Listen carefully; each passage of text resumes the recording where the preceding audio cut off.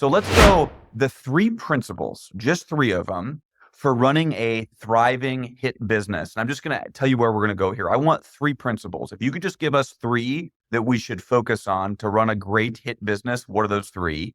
Then I'm going to say, what are the three tactics for a hit business? Like, go do this right now, this specific thing. And then from there, we'll talk about exercise. So three principles that you could impart on the hit business leader listening right now. Yeah. I knew you were going to ask this kind of question, and I'm going to try my best not to just reiterate what you've been saying all the while. Three principles, in no particular order. And Lawrence, as you answer this, Lawrence, I'm going to interject. The reason I think your answer is so special, why it's so meaningful, is you have an insight to more people's business than anybody on earth. There's no one more involved in hit businesses than you are. And so we're all kind of, most of your listeners are running a business. You're the one that interacts with all of us. And so you have a unique insight. So that's why I think your answer to this is so special. So you have the insight, but you also have one of the strongest filters I've ever seen. Like, you understand, you can listen to all the different perspectives, and the strength here is your filter. So I can't wait to hear your answer based on your filter and all of your experience working with all of us. Yeah. I mean, just a quick aside. I think what's really makes it difficult in high intensity training business is our lack of data. And I think that one of the reasons I ask you to come on the podcast so much, Luke, and we do so much together, is because you have the biggest sample size and you do the best job measuring stuff. So I think when we hear tactics from yourself, I'm not avoiding the question, just building up to it. They're far more useful because they've been tested over so many people over such a long period of time and measured accurately, i.e. retention. And so that's why, I found more and more lately, and this is drawing on maybe on Alex Hormozi's work, we've had to go outside of the space to get more strategies and tactics that are kind of evidence-based. Obviously, the next step, and what we're trying to do more in high intensity business in the community, is build that data up, right? Is get a better understanding across lots of people, like what works, and track it. It's difficult, but over time we're getting more and more clarity on that. So the first thing obviously is client experience, right? The first principle, right, is the workout, which we covered recently. This is again a pattern across everyone, right? Everyone who's successful in our space. And by successful, obviously you can define that differently, but it's, sort of maximizing their own capacity for sessions or whatever it is that they want to do on a weekly basis, or their team. And yeah, it's about the workout experience, right? It's about everything that you shared in our last podcast about caring more about the client's workout and results and experience than they do, and being actually obsessed and embodying that and never losing that and being consistent over the long term, because we talked about how people get stuck into a rut. And then being obsessed with feedback and really just being obsessed with everything from the moment they walk in the door to the moment they leave. Constantly sharpening the saw, right? Having a great understanding of the service you're delivering, and always being a student there too, like being the guide in front of the customer, but just behind the scenes, always learning, right? And I think to your point, that's why we're always going to cover stuff on science, the science behind training and the latest research, as well as tangential health and wellness topics, because it's about the business is about the workout. So this helps to constantly innovate that, I guess is what I'm saying. So that's number one, is the workout experience. Because obviously you get the workout right, you get the client experience right, you're going to get referrals. Side note, one thing I have learned, and this is kind of a theory, is I think I see a lot of new people coming into high intensity training business, and obviously they don't have the reps, excuse the pun, they don't have the practice. So they need to lean more on promotion in the beginning, right? Now, side note, we should all be promoting all the time, which is another conversation, maybe something we'll touch in a moment, which none of us do enough of, or very few of us do.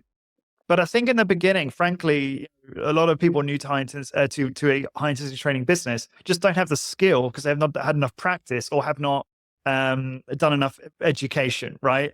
So it takes time.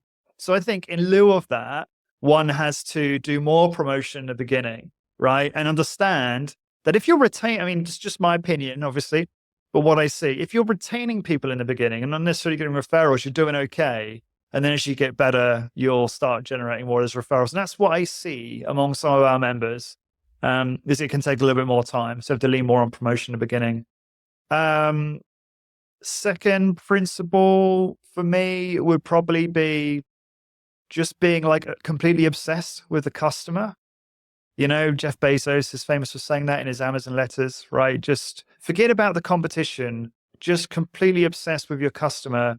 You know, understand what it is they want, understand what they need, constantly talk to them. Now, don't always obviously act on everything your customer says because they might not be your ideal customer. And there are, you know, you need to obviously identify that and make sure that you're not, when someone says add a, you know, an exercise bike in a studio and you focus on strength training, you perhaps shouldn't always say yes to something like that, right? Just being clear on like who you listen to and listen to your ideal client.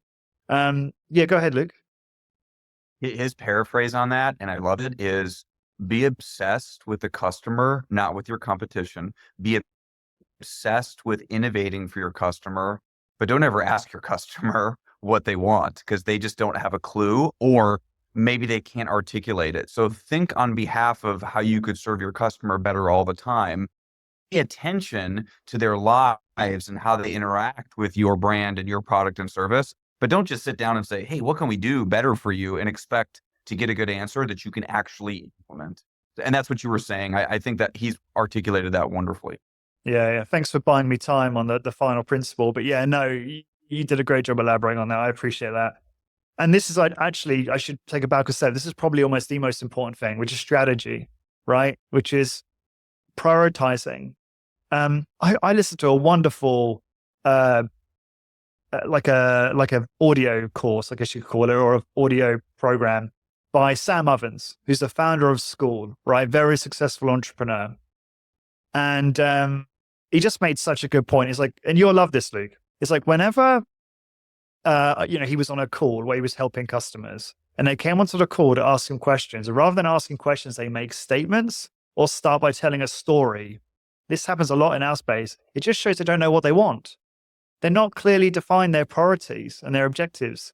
And I see this a lot, like people asking questions about marketing and what they should do and all these things. And I feel stupid sometimes because I just say the same thing. I'm like, well, what do you want? Like, what are you trying to do with this business? How much money do you want to make? Where do you want to be in 5 years? Where do you want to be in 10 years?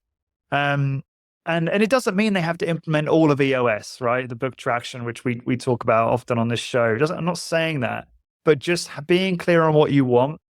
And that's not an easy question to answer. So you have to go away and, you know, journal on it and just sit there with a pad and paper and think about it for a while. But unless we know that, we don't know what your filters are for making decisions. We don't know who your ideal client is. We don't know what the right amount of sessions you should be doing is or should be aiming for. We don't know where to focus in your business and what to say no to. So once you have that filter, it's extremely powerful because then you can be like laser focused. And you know, it's funny because quite often I think if I describe that to people, you know, I can't remember who it said, I think Einstein said, you should spend if you spend an hour on a problem, you should spend 55 minutes figuring out what the problem is. And then by spending that much time figuring out what it is, you'll basically solve the problem. I butchered that. It's something like that. And so what's quite funny is when you say to people, hey, what do you want? They kind of answer their own question and they know what they need to do. It becomes clearer. So having strategy, whether that's following vision component in the book traction, so people can take action on that now, or just sitting down and saying, what do I want? What do I want to turn this into? What do I want to be in 5 years or 10 years? And then working backwards.